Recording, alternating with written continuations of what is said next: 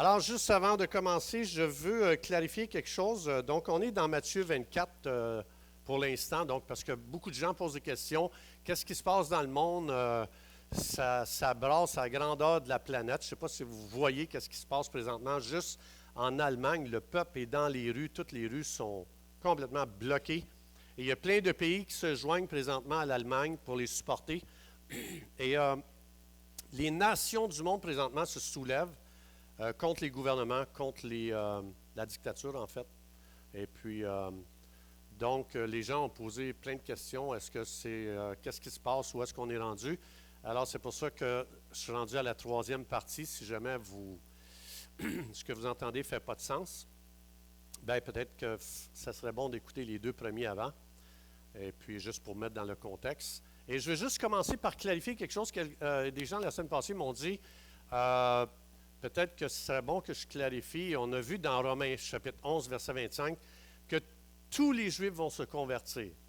Mais juste le verset 24 avant, ça dit, mais ils ne peuvent pas se convertir tant que la totalité des païens n'entre pas dans le royaume de Dieu ou dans le salut.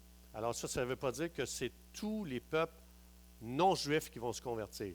C'est la totalité des gens, c'est-à-dire que dans tous ceux qui sont prédestinés ou ceux que Dieu savait d'avance qui se tourneraient vers Jésus, qui mettraient leur confiance en lui, vont recevoir Jésus, vont être sauvés. Quand le dernier non-juif qui est appelé à se convertir va se convertir, ça va être la totalité des peuples païens qui sont venus à Jésus. Et là, c'est là que les Juifs vont se convertir. Tout le peuple juif va se convertir. Alors, je voulais juste clarifier ça parce que ce n'était pas clair, je pense, la semaine passée, là, à cause du fameux mot, la totalité des païens. Ça va? C'est correct? OK. Alors, on va continuer aujourd'hui. Ce qu'on va regarder, on va continuer là où on avait arrêté la semaine passée.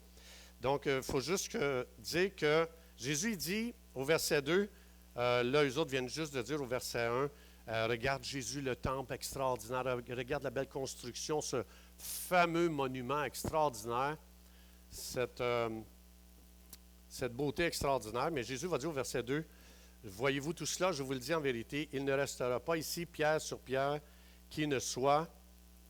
Il ne soit quoi? OK. Alors Jésus explique ça ici. Donc on a vu la semaine passée un petit peu... on dirait qu'il y a un bout de coupé là, dans ma tête. Ça va venir. Alors, donc, dans Matthieu 24, Jésus, ce qu'il explique, c'est que l'armée romaine va venir, ils vont venir détruire la ville de Jérusalem, ils vont détruire aussi le temple. Donc, il va y avoir un siège qui va durer 3 ans. Un excellent livre à lire si vous voulez savoir tout ce qui s'est passé. C'est un livre qui s'appelle, l'auteur, c'est Josephus Flavius, qui est un historien dans le temps de Jésus.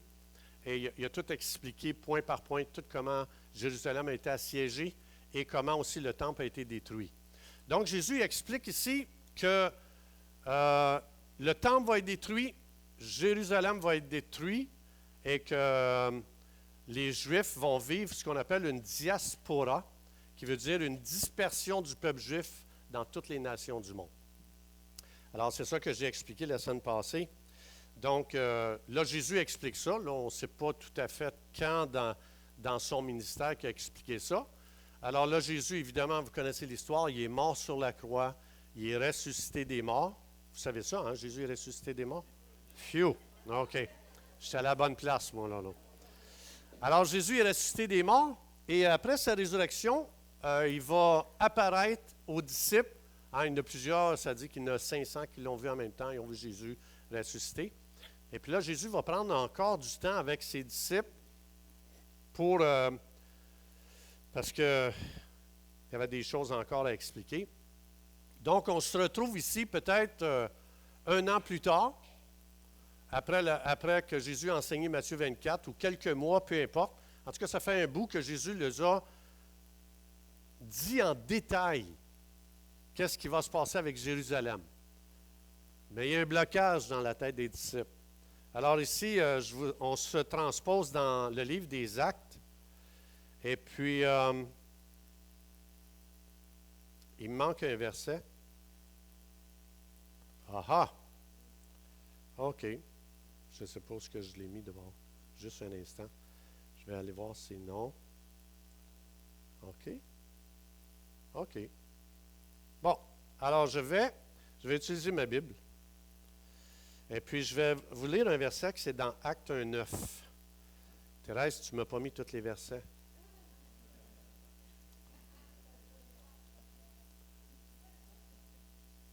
Alors ici, je vais aller dans Acte chapitre 1, verset 9.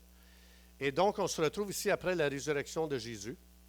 Alors regardez, n'oubliez pas, ils ont eu un cours détaillé sur qu'est-ce qui va se passer en l'an 70. Donc là, ici, on n'est pas encore en l'an 70, on est peut-être en l'an 33, point je ne sais pas quoi. Après avoir dit cela, il fut élevé, et pendant qu'il regardait,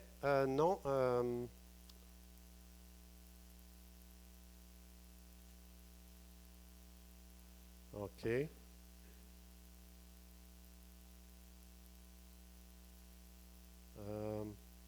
Thérèse, c'est où?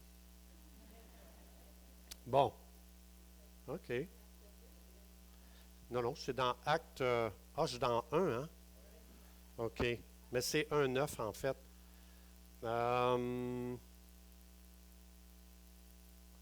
En tout cas, Jésus ici, c'est bizarre. Je ne comprends pas.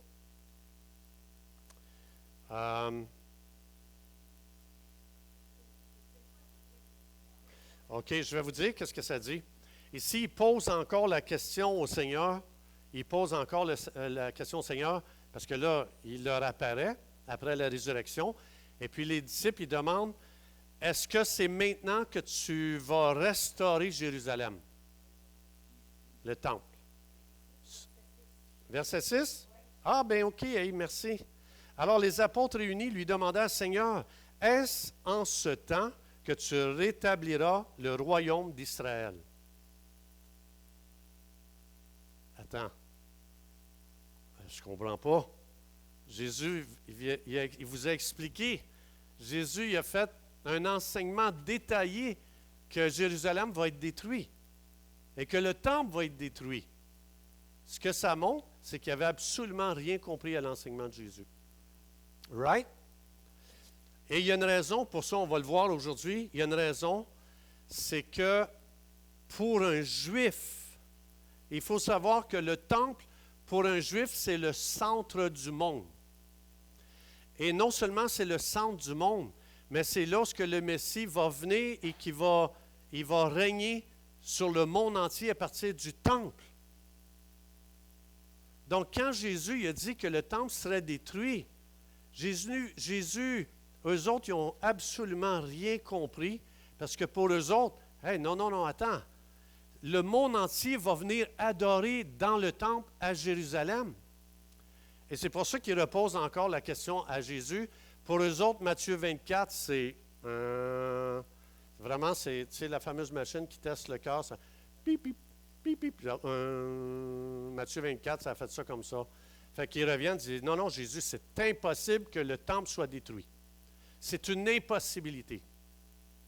Et c'est pour ça qu'eux autres, ils vont dire à Jésus, ils vont demander à Jésus, pour eux autres, la destruction du temple, c'est la fin du monde. Pour un juif, que le temple soit détruit, c'est complètement la fin du monde. Et c'est pour ça que quand Jésus a expliqué ici, quand Jésus a expliqué dans Matthieu 3, verset 6, ils vont dire, OK, il va être détruit. Dis-nous quand ça va arriver. Quel sera le signe de ton avènement et de la fin du monde? Parce que s'il n'y a plus de temple, c'est la fin du monde pour un juif. Pour lui, c'est exactement ça. Alors, eux autres, ils ne pouvaient pas imaginer un monde sans temple. C'était un blocage complètement, eux autres qui vivaient quand ils disaient ça. Donc, ça veut dire qu'eux autres étaient complètement aveuglés. Ils étaient complètement aveuglés par leur théologie. Leur théologie est faite que même quand Jésus leur donnait les plus grandes révélations de ce qui va se passer avec Jérusalem et le temple, pour eux autres, c'est comme ça les a passé 500 pieds par-dessus la tête. Et souvent, c'est ce qui fait qu'on est sourd et aveugle à Dieu à cause souvent d'une théologie qui est complètement fausse. C'est exactement ici qu'est-ce qu'ils ont vécu, ces gens-là. Alors, donc, j'avais écrit celui-là ici, mais il me manque des versets, je ne comprends pas. Il y a quelque chose qui s'est passé. OK. Bon, en tout cas, OK, probablement. Thérèse. Pas de soupe pour Thérèse. Puis, OK. Alors, donc, ça veut dire, comme je vous ai dit, regardez, là, il s'est passé, Jésus a expliqué ça très clair. On arrive après la résurrection, donc on ne sait pas combien de temps, mettons 6 mois après. Puis là, on va se déplacer là, 20 ans plus tard encore. 20 ans plus tard. Il y a un gars qui s'appelle l'apôtre Paul qui a une révélation extraordinaire qui va amener une très, très, très grande confusion chez les Juifs. Alors, Paul, il va dire dans 1 Corinthiens 6, 19, pour renforcer, Dieu est très, très, très, très lent, très patient. Il sait qu'ils n'ont rien compris.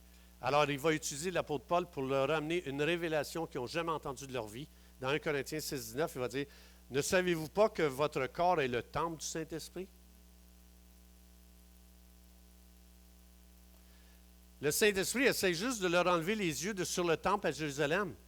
Là, on est en l'an 55, c'est-à-dire 20 ans après que Jésus a donné la révélation aux apôtres. Là, on est 20 ans plus tard, en l'an 55, ça a été écrit, l'Épître aux Corinthiens.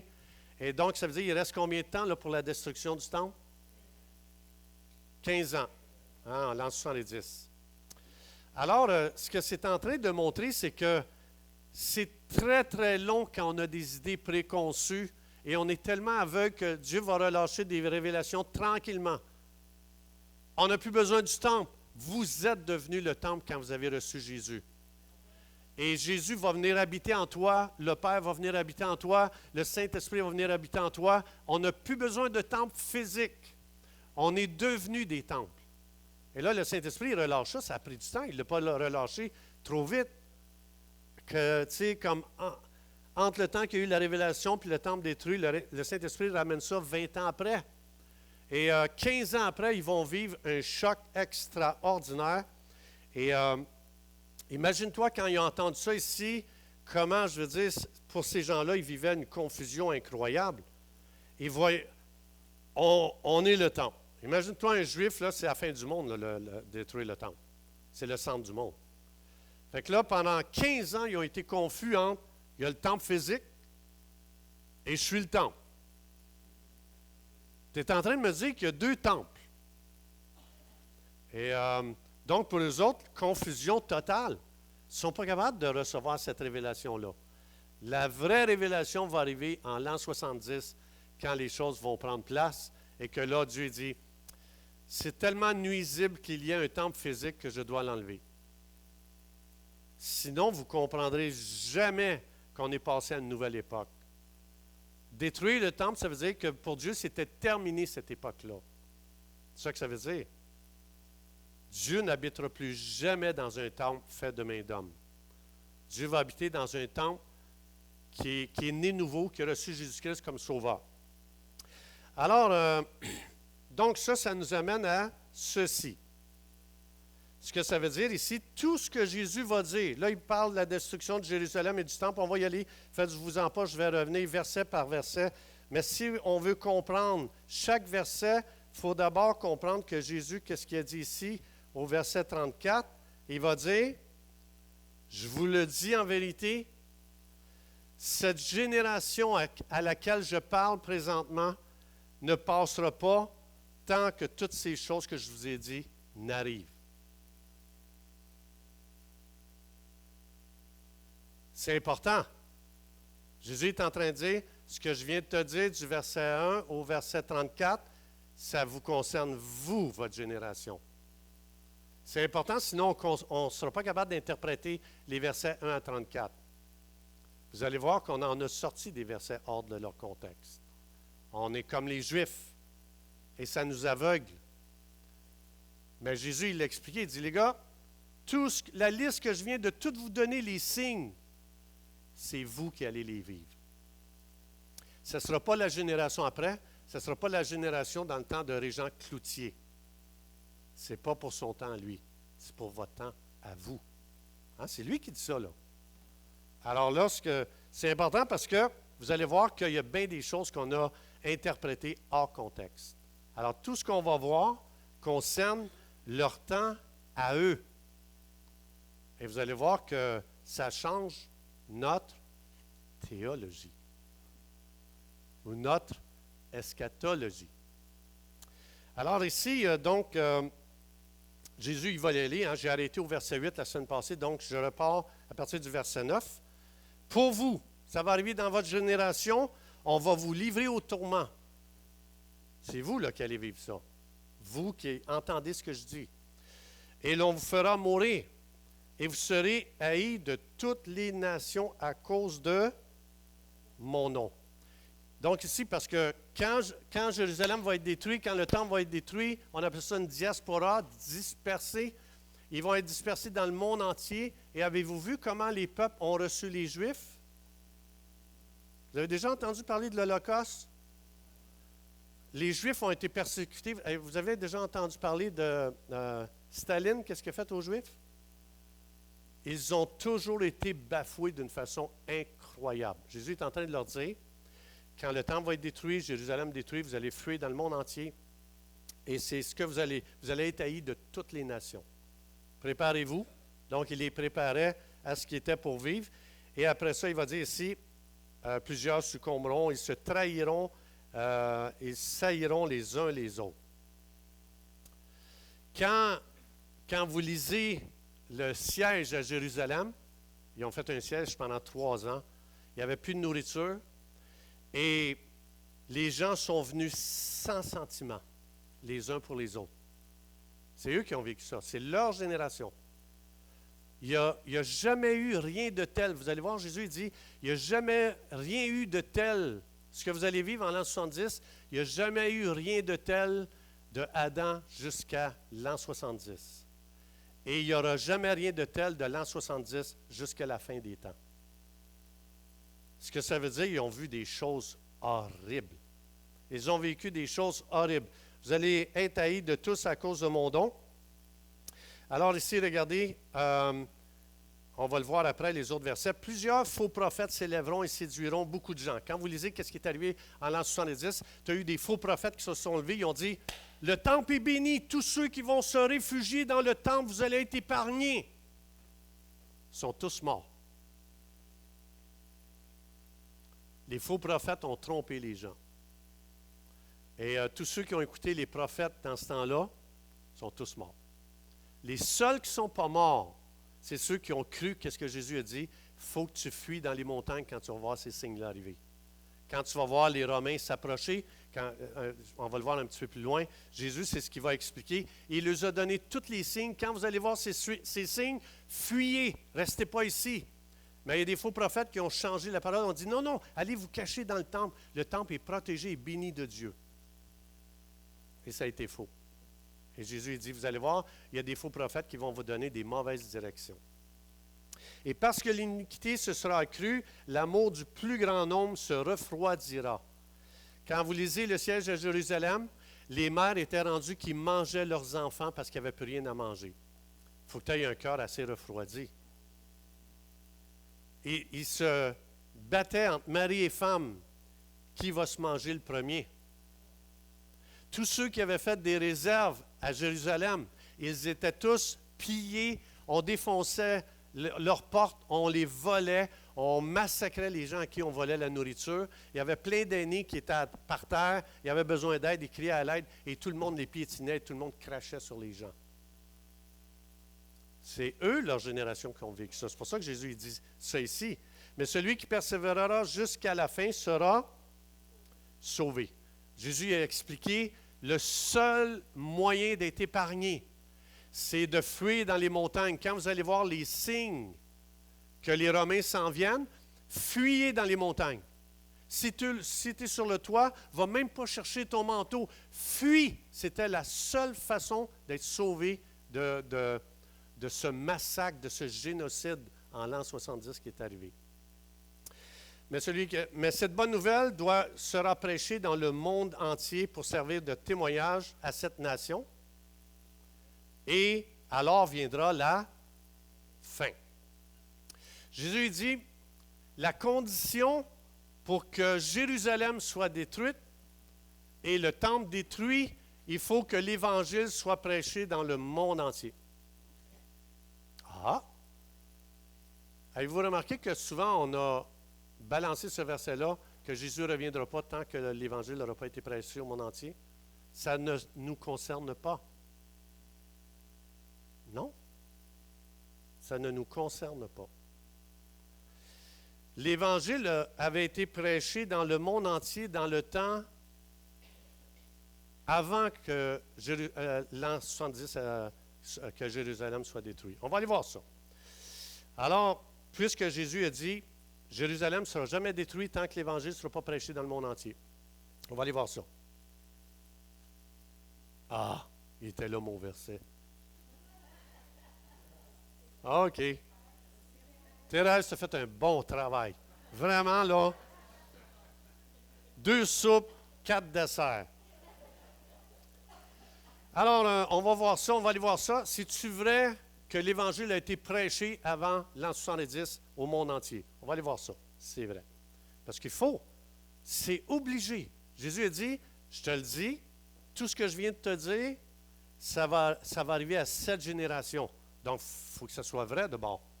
Il faut que ça confirme. Il faut que la Bible confirme. Là. Ça, on va voir ça. Premièrement, on est dans Acte 2, 5. Qui se souvient dans Acte 2, un événement extraordinaire? Il y avait en séjour à Jérusalem des Juifs, hommes pieux, de toutes les nations qui sont sous le ciel. Toutes les nations du monde étaient à Jérusalem à la Pentecôte. Vous vous souvenez qu'est-ce qu'ils ont fait quand le Saint-Esprit est descendu? Qu'est-ce qu'ils ont fait? Ils ont prêché l'Évangile en langue, dans la langue de tous les peuples qui étaient réunis à Jérusalem. Tout le monde a entendu parler de l'Évangile dans leur langue. Un événement extraordinaire, surnaturel. Et tous sont repartis dans leur pays, dans leur nation, avec le message de l'Évangile, qui a été inspiré par le Saint-Esprit, meilleur prédicateur au monde. Tu ne peux pas passer à côté de l'Évangile quand le Saint-Esprit explique l'Évangile. Alors, tout le monde qui était là, à la Pentecôte, c'était une fête, les gens allaient à Jérusalem une fois par année, et ça, c'était l'événement de l'année. C'était l'événement le plus important. Tout le monde allait à Jérusalem pour adorer, entre autres, le fameux temple. Et le Saint-Esprit, il descend avec des langues de feu, et là, il commence à parler en langue, il commence à annoncer l'Évangile, ça le dit dans toutes les langues qui ont été données dans Acte 2. Alors ici, ça veut dire que si toutes les nations du monde sont allées, ils ont tous entendu parler de l'Évangile. Ils ont tous eu la semence de l'Évangile dans leur cœur, et cette semence-là est allée dans toutes les nations du monde. Est-ce que Jésus avait raison? OK. Vous n'êtes pas convaincus, je vous vois, il n'y a pas eu un oui assez ferme. On va aller un petit peu plus loin. Romains 1,8, ça dit, Paul, il dit, je rends d'abord grâce à mon Dieu, par Jésus-Christ, au sujet de vous tous, de ce que votre foi est renommée dans le monde entier. Jusqu'où leur foi est renommée? Ça veut dire que tout le monde entendait parler de la foi des Romains, des chrétiens à Rome? C'est ça que ça veut dire? Alors, ça veut dire que tout le monde entendait parler de la conversion des Romains qui venaient à Jésus? C'est tout ça que ça veut dire? Est-ce que c'était juste local? C'est quoi? Monde entier. Ah! Tout le monde en a entendu parler. Tout le monde parlait de ça. La Pentecôte, tout le monde parlait de ça, dans toutes les nations. On va aller un petit peu plus loin. Je vois encore qu'il y a des sceptiques, là. Vous allez avoir de la soupe quand même. Colossiens 5, 6, ça dit, la parole de l'Évangile, ça, c'est toutes des épîtres qui ont été écrites avant l'an 70. Hein? En l'an 70, c'était tout écrit, là, les épîtres. Là. Alors, le Colossiens, ça a été écrit avant l'an 70. Alors, la parole de l'Évangile vous a précédemment fait connaître. Il est au milieu de vous et dans... Qu'est-ce qui est dans le monde entier? Est-ce que Jésus a dit la vérité? Il faut que le monde entier entende parler de l'Évangile avant l'an 70. Alors, nous autres, on interprète ça dans notre génération, on est hors contexte. Ce n'est pas à nous que ça s'adressait, c'est à eux. Et c'est ça qui fait qu'on est confus quand on lit. Alors, il va dire ici, en plus de ça, il porte du fruit, il va en grandissant, ça ne s'arrête pas. Mais il porte du fruit quoi? Juste à Jérusalem? Ou dans le monde entier? C'était tout un mouvement. OK. Je vois encore un sceptique. Il y en a juste un là, dans la salle. J'en vois juste un. On va essayer de voir si le prochain va le convaincre. Colossiens 23, l'évangile que vous avez entendu, qui a été, tout le monde ensemble, prêché à combien de gens? Attends. Hein? L'évangile a été prêché à combien de créatures? Toute créature sous le ciel. Ben voyons donc! Est-ce que Jésus, d'abord, il a dit vrai? Est-ce que l'Évangile a été prêché au monde entier avant l'an 70? Est-ce qu'il peut maintenant passer à l'action?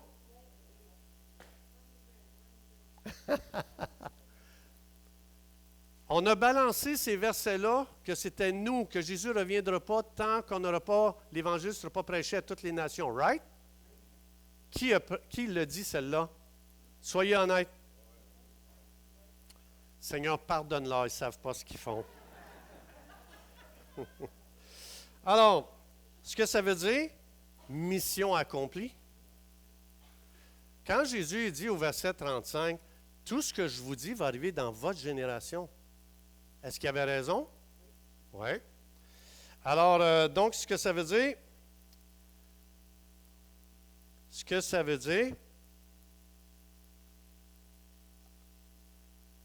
Jésus, il va dire ici, regardez qu'est-ce qu'il dit. Alors, cette bonne nouvelle du royaume sera prêchée dans le monde entier pour servir de témoignage de toutes les nations. Et viendra là. Attends. L'Évangile a été prêché dans le monde entier. À ce que je sache, je vous vois aujourd'hui, ce n'est pas la fin. Alors, c'est la fin de quoi?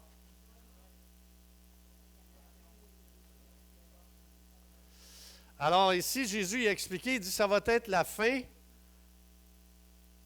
Dans Matthieu 24, 14, alors viendra la fin. Ce mot veut dire arriver au terme de quelque chose pour passer à autre chose. Le mot télos ne veut pas dire fin, fini, point final, tu sais, c'est terminé. Télos veut dire ceci. Je vais aller chercher un autre verset pour comprendre ce que ça veut dire ici le mot fin. Dans 1 Pierre 3, 8, Pierre il dit, enfin, Pierre il vient dire une série de choses à des croyants. Puis il arrive au verset 8 du chapitre 3 de 1 Pierre, il dit, télos, soyez animés de même pensée, de même sentiment, plein d'amour fraternel, de compassion et d'humilité. Il vient dire une série de choses aux croyants, puis il dit, maintenant, on passe à autre chose. Je vous ai dit ça pour passer à ça, à ce qu'il vient de dire, pour passer à être d'une même pensée, pour passer à être d'un même sentiment, plein d'amour fraternel. Parce qu'il vient de dire un paquet d'affaires pour dire, alors ça m'amène à dire, c'est à ça qu'il faut passer, les gars. Quand Jésus a dit, l'Évangile va être prêché dans le monde entier, Jérusalem va être détruit, ce n'est pas pour point final à l'humanité, c'est terminé là, ça s'arrête là, c'est pour passer à autre chose. Pour passer à quoi? Hein? Nouvelle alliance, oui.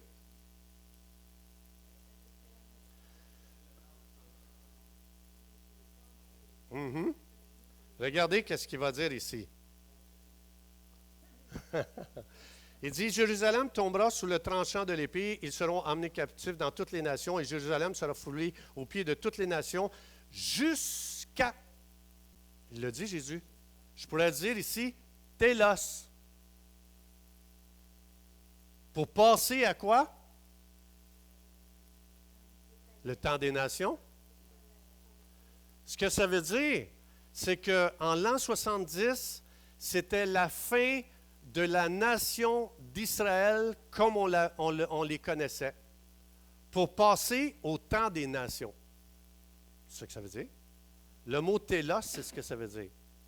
Ce n'est pas la fin, c'est la fin du monde. Les disciples, eux autres, ils ont dit quelque chose. Quand ils ont posé leur question ici, là, au verset 3, les disciples, ils disent à Jésus, il dit, quel sera le signe de ton avènement et de la fin du monde? Sontelia. C'est pas la même chose. En français, notre mot, c'est fin, mais en grec, c'est sontelia. Et sontelia, le mot sontelia, qui disait ici les apôtres, ça veut dire consommation. C'est quand la consommation des âges. Eux autres, ce qu'ils étaient en train de dire, hey, je veux dire, ça fait 4000 ans là, qu'on vit, on a vécu l'esclavage des Égyptiens, on a vécu dans le désert, on a vécu le Canaan, les géants, ça a été que de la bataille, ça a été que de la chicane. On peut-tu arrêter ça, là? Nous autres, on ne veut plus aller plus loin. On ne veut pas qu'il y ait une autre période, une autre époque. On aimerait que ça finisse là. On est tanné de l'oppression des Romains. Eux autres, dans leur question, ils demandaient la fin du monde.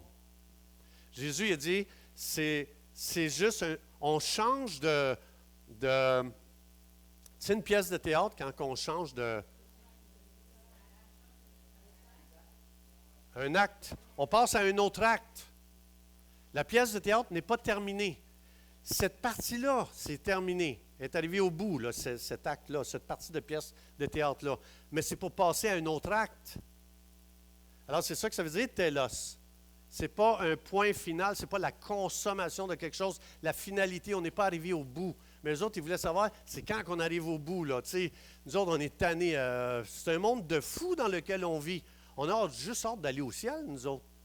Et quand Jésus va développer, c'est pour ça que nous, en français, c'est très faible. Il faut aller voir dans le grec qu'est-ce que ça dit. Dans le grec, ça dit, c'est pas la fin que c'est la fin du monde, là. Terminé, point final, point de barre. Non, on passe à un autre acte. Et cet acte-là, est-ce que je l'ai amené? Non. Je vous l'ai montré dans Luc 21, 24. Ah ben oui, je vous l'ai montré ici. Alors, c'est ce que Jésus veut dire ici. Israël, c'est terminé. La nation d'Israël est terminée dans la forme qu'on la connaissait. Hein, ils étaient tous à Jérusalem. Vous allez la connaître différemment. Bang, diaspora, ils vont être dispersés dans le monde entier. C'est terminé la nation d'Israël à Jérusalem. C'est terminé le temple à Jérusalem. Maintenant, je vais habiter dans le cœur des gens nés de nouveau.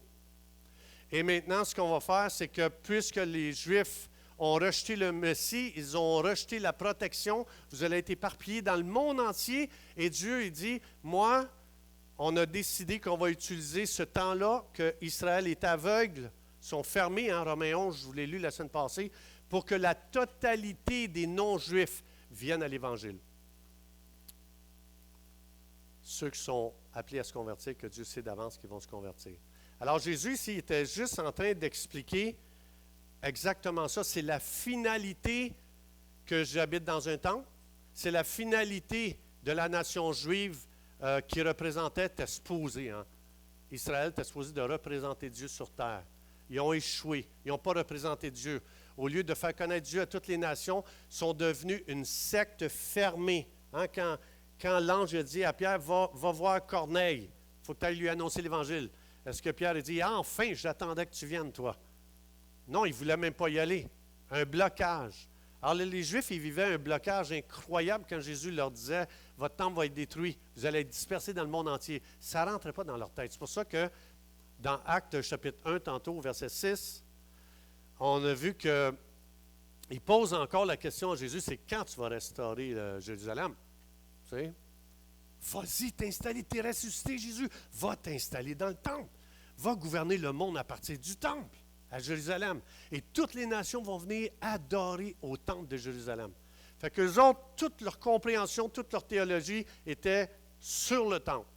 Et c'est pour ça que Dieu a dit, c'est nuisible un temple physique. On va l'enlever. Il faut l'éliminer. Hein? Je l'ai lu la semaine passée quand Jésus a dit, il faut que ces choses arrivent. Il faut. Parce qu'ils n'ont jamais été capables d'avaler la révélation que nous sommes devenus le temple. Tant que tout n'est pas arrivé en l'an 70, il n'y en a plus, c'est que des cendres, c'est un chaos total. Et là, les gens disent, ben attends, il n'y a plus de temple. Mais il est où Dieu? C'est où à cette heure qu'il va habiter sur la terre? En toi. Tu es devenu le temple. C'est pour ça qu'on n'a plus besoin de temple. Et c'est pour ça que la révélation du temple a commencé à prendre place juste après l'an 70, pas avant. Parce que tant qu'il voyait physiquement un temple, il n'était pas capable d'avaler que Dieu n'est plus dans le temple. Pour un juif, c'est impossible.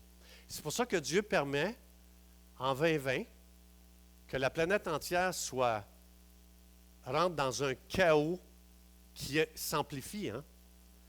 Et ce n'est pas grave, parce qu'on est en train de rentrer dans une nouvelle étape que Dieu a dit qu'on entrerait. On va le voir un petit peu plus loin. Mais pour eux autres, à chaque fois qu'il arrive des événements majeurs dans le monde, c'est qu'on passe à un autre acte dans le plan de Dieu. Et depuis 2020, quand la planète a été confinée, tout a été arrêté, quand le monde entier a été ébranlé, Dieu dit, faites-vous-en pas, c'est que cet acte-là terminait en 2020 et maintenant on est passé à un autre acte. Comme eux, pareil. Parce que tant qu'on ne vit pas des choses qui viennent ébranler notre théologie, souvent on est comme eux. On n'arrive pas, on n'est pas ouvert à ce que Dieu veut faire. Non, ça doit arriver comme ça. T'es sûr? Les autres, c'est le même qui pensaient aussi. Et c'est pour ça que je veux juste vous dire, préparons-nous, parce qu'on est passé à un autre acte. On va le voir un petit peu plus loin. Ce n'est pas pour aujourd'hui. Parce que là, je sens je sens tous les estomacs gronder. Parce qu'il y a d'autres versets. Non, mais il y a d'autres versets qui vont être aussi révélateurs que ceux-là. Tous les autres versets qu'on va voir, c'est des révélations extraordinaires. Et vous allez voir pourquoi on est tant confus dans l'Église évangélique aujourd'hui.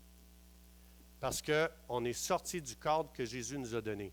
En fait, quand Jésus il a donné ça ici, au verset 35, quand il a dit ici, il dit « Cette génération ne passera point que toutes ces choses n'arrivent. » Ce que Jésus est en train de faire, c'est dire « Ça va être très dur pour eux autres de comprendre puis d'avaler ces vérités-là. Ils vont les prendre complètement hors contexte. » Alors, qu'est-ce que Jésus a fait? Il a mis une fondation et il a levé une structure. Il a levé une structure, ici au verset 34, il dit, c'est vrai que ça va être dur à interpréter, ça va être dur à comprendre. Alors, je vais mettre une structure, pareil comme un architecte, comme Paul dit. Hein? En tant qu'architecte, je mets une fondation ou une structure. Fait que quand tu arrives si j'arrive avec une fenêtre, puis tu vois une structure de maison, j'arrive avec une fenêtre, puis je te demande, ça va où ça? Toi, tu vas regarder la structure, tu vas dire, tu vois-tu le trou là, dans la structure? Elle va là, ta fenêtre.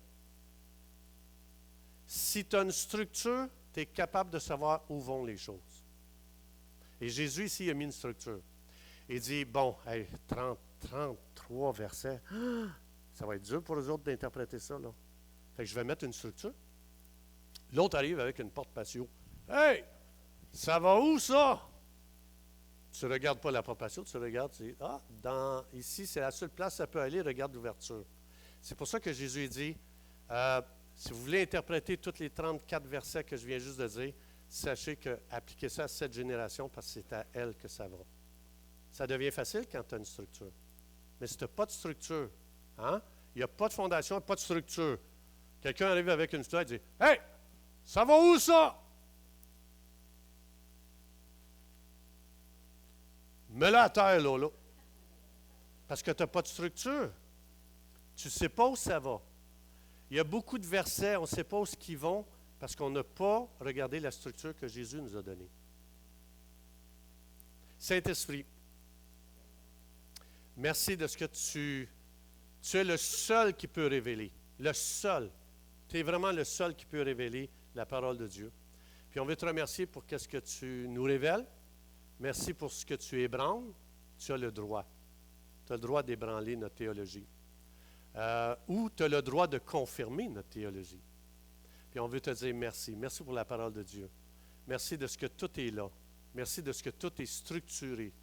Et de ce que tout a été mis de façon intelligente et extraordinaire et surnaturelle dans la Bible. Merci de ce que tu nous as tout dit. Tu nous as tout donné. Dans le nom de Jésus. Amen. Soyez bénis. Bon dimanche, bonne semaine.